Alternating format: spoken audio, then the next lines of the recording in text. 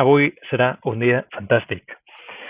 Un dels majors reptes per gestionar l'equip de treball és trobar la millor forma de comunicar-se en cada moment, en cada persona. Cada moment i en cada persona. M'atruco, m'aixeco, vaig a la seva taula, li envio un mail, un WhatsApp, li poso una tasca o una acció a través del programa de gestió que tinguem, ja sigui un Estio, un Soho, una Asana, un Monday, Slack, el que sigui. Al final, el que volem tots és ser més productius. Estem enfocats al resultat, ens paguen per allò que fem i com més ràpid ho fem, millor. Per altra banda, segons una enquesta feta per Leadership IQ, un 71% dels treballadors diu que mentre està treballant tenen preguntes i interrupcions que fan que es redueixi la seva productivitat.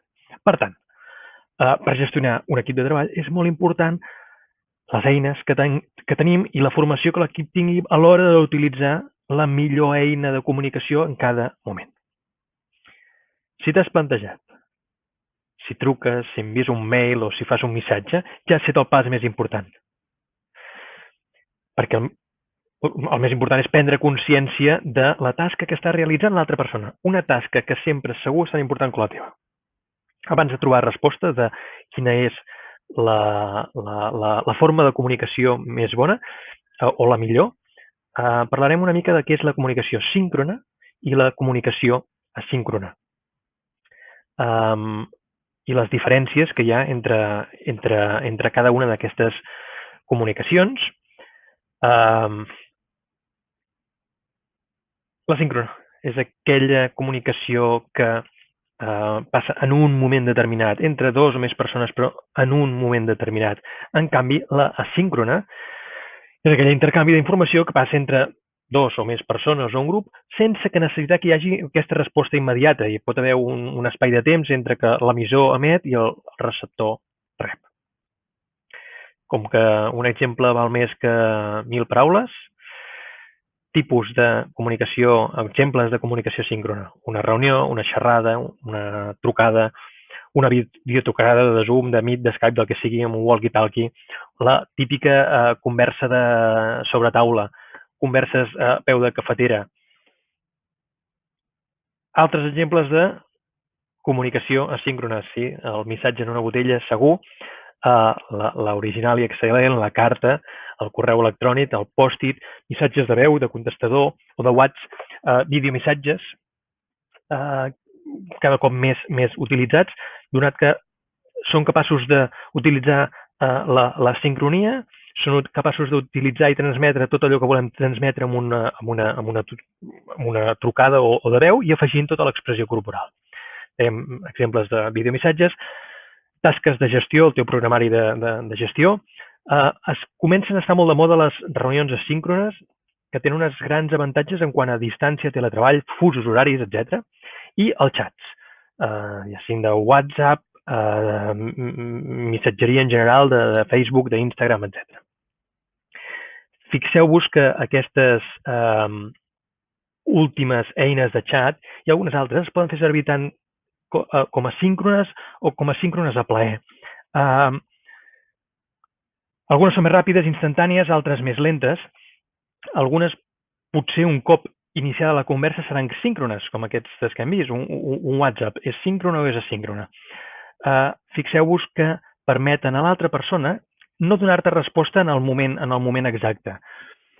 I és per això que amb moltes explicacions de comunicació síncrona i asíncrona ho trobareu classificat com a síncrona. Jo ho he deixat com a síncrona per aquest motiu, perquè permeten a l'altra persona que no et doni resposta en aquell moment. Compte amb el mail. El mail és asíncrona. No deixeu que us enganyin. Hi ha gent que et reclama que t'ha enviat un mail fa una estona. T'he enviat un mail fa una hora i encara no has dit res. Caram, si volies una resposta immediata, fes servir comunicació síncrona. O dit d'una altra forma, si em necessites ara, truca. Llavors, quina és la bona? Quina és la comunicació que ens interessa? Les comunicacions síncrones permeten més dinamisme, fomenten la participació, fins i tot la discussió.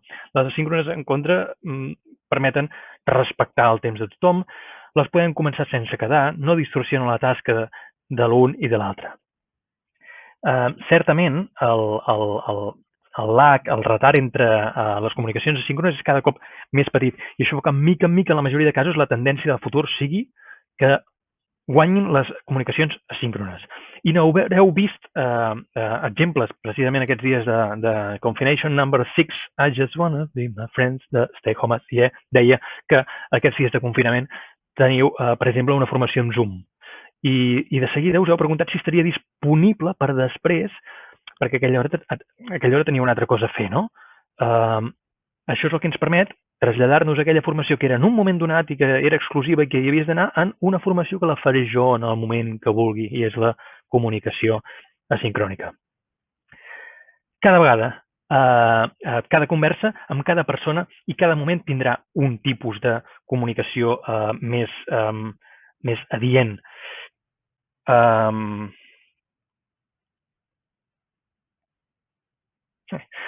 Cada vegada, cada comunicació tindrà un moment amb cada persona o cada moment el tipus de comunicació més adient. Si ets capaç de plantejar-te abans d'iniciar la comunicació, plantejar-te quina serà la comunicació que faràs servir, ja acertaràs. Evita fer-ho per hàbit. Evita fer la pregunta de taula a taula, perquè l'altra persona segur que està treballant en un tema important. Evita enviar el mail si la resposta que necessites és immediata i d'alta importància. Pensa en la comunicació global que necessites tu i que necessita el teu equip. Posa tots aquests factors sobre la taula i decideix. A més, no has de tenir cap problema per canviar de registre a mig fer. Tots hem agafat el telèfon mentre llegim un mail i hem dit truco que acabarem abans o truco que no ens entendrem pas. Per tant, el proper cop que vulgueu iniciar una comunicació, penseu quina és la millor forma i segur que estareu molt més a prop d'haver triat la forma adequada. Gràcies per escoltar-me. Si t'ha agradat, digues m'ha agradat i si no et vols perdre el proper vídeo, subscriu-te. A cuidar-se.